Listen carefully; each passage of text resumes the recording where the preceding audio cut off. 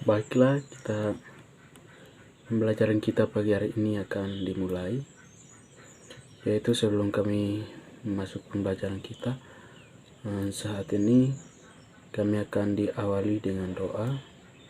Yaitu doa ini akan dipimpin oleh teman kami, ya. Dipersilakan. Berdoa kita mulai.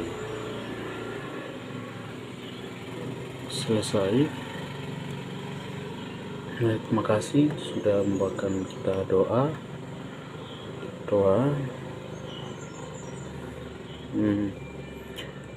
Kita masuk materi, yaitu materi saat ini materi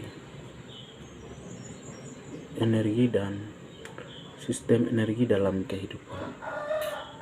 Yaitu tujuan pembelajarannya yaitu kita harus, setelah mengikuti proses pembelajaran, peserta didik diharapkan dapat menjelaskan proses pencernaan makanan pada manusia. Yang kedua, menjelaskan perbedaan pencernaan manusia dengan hewan di sekitar kita.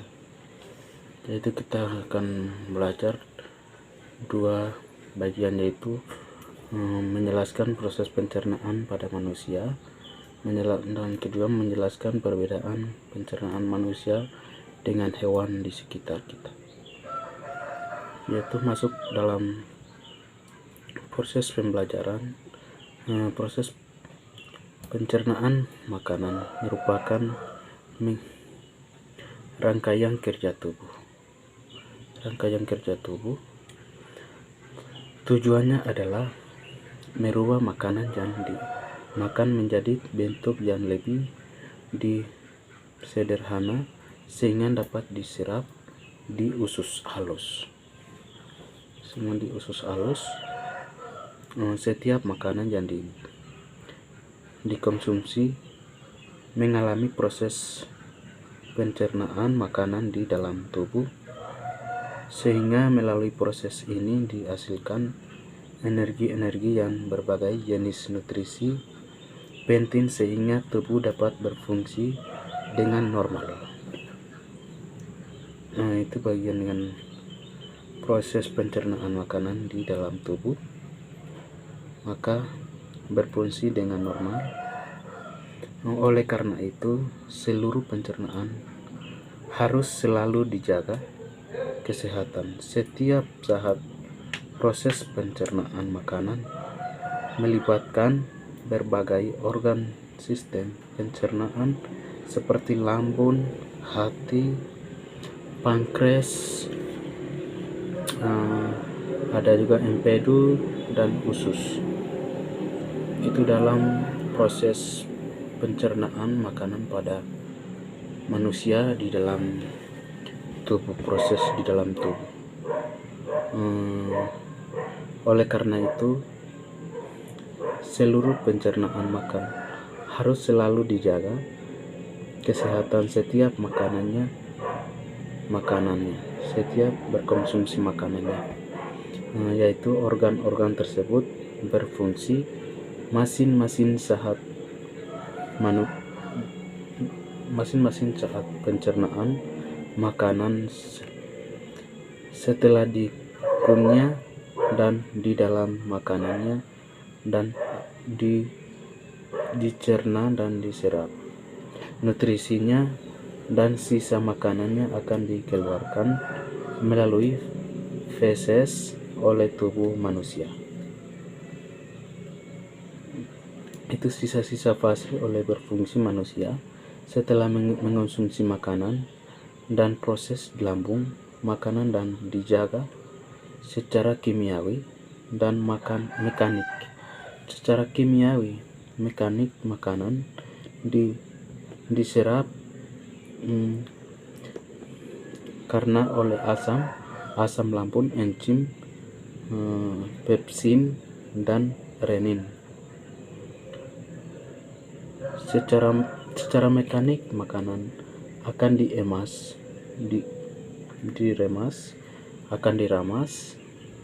ramas di dalam lambung. Setelah makanan yang kita akan makan di dalam amas, di dalam lambung. Dari lambung makanan akan didorong ke usus halus. Di dalam usus halus sari-sari makanan diserap. Makanan diserap sehingga dari usus halus makanan dan akan didorong ke dalam usus besar.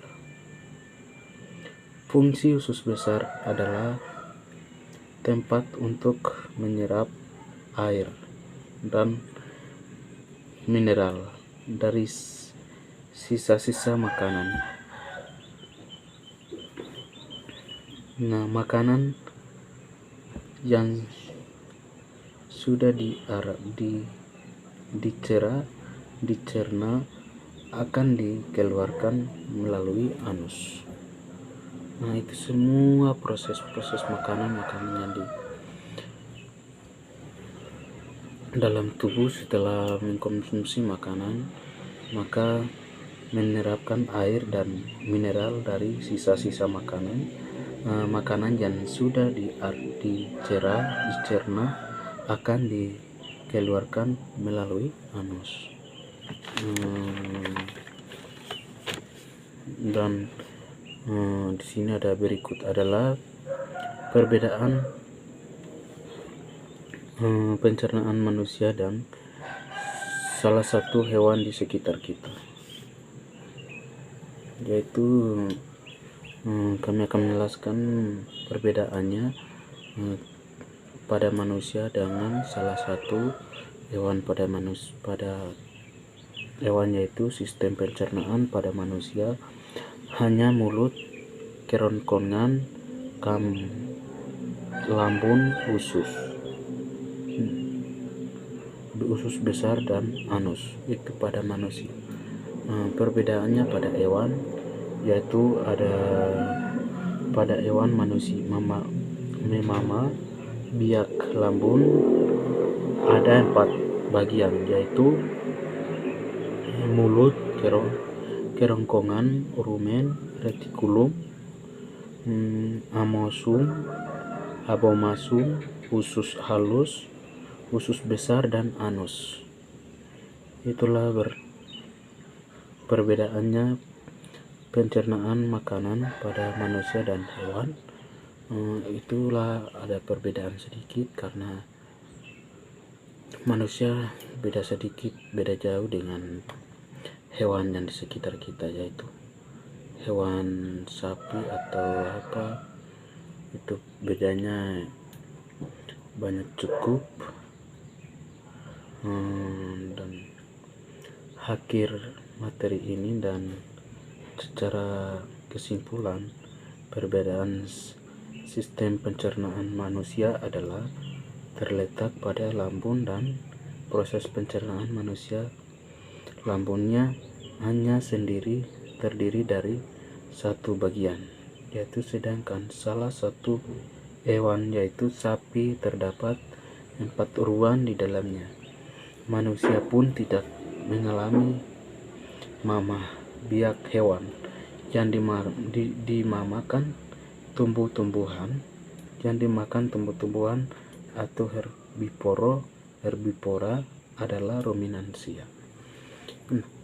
Itulah secara kesimpulan materi kita saat pagi menjelang siang ini. Untuk itu secara kesimpulan, dan kami akan terima kasih.